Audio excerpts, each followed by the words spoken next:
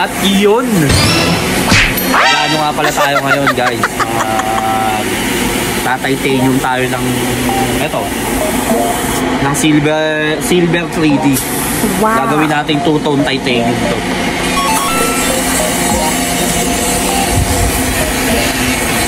Una nito, kulay blue. Blue muna ang gilid natin, tapos pula, tapos dilaw. Gang!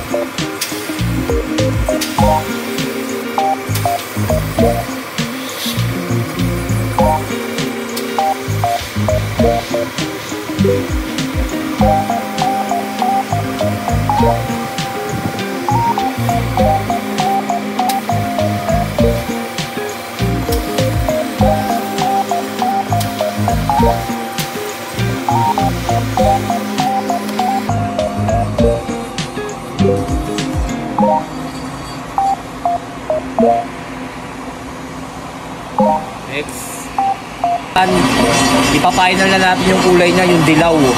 Ito na yung pinaka magbibigay ng buhay ng titanium niya. At kukumpleto ng kulay ng titanium. Let's go!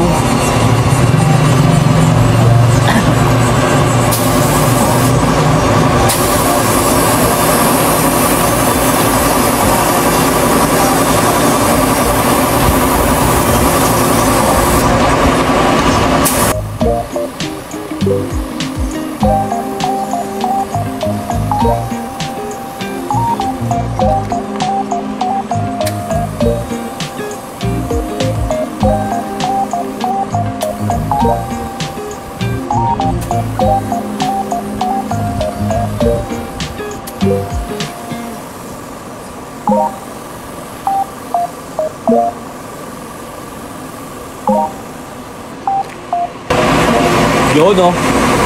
Yan, nakumpleto na natin yung titanium niya. Tapos nito, itatop coat na lang natin. Tapos mas lalabas na yung buhay ng ano niya, ng pagka 3D na, tapos yung pagka titanium niya. Mas lilitaw pa lalo. Ito nga pala yung ginamit natin dito, yung ano lang, yung spray gun lang. Kasi baka may magtanong kung bakit hindi airbrush ang ginamit natin. Kasi wala naman sinabi na, o si boss, wala naman request na dapat maliit lang ang pagkasunog niya. Kasi mas ano eh, yung iba mas nagagandahan sa mas malaki yung sunog ng pagka-titanium niya kumpara sa maliit lang, maliit na sunog. Kasi magkakaiba naman tayo ng taste. Siyempre mas maganda, mas malaki. Kasi kaya ka nga nagpalagay niyan, di ba? Ayan na yung titanium natin. Next tayo, top coat. JTCX 160 inner visor. Top coat na natin.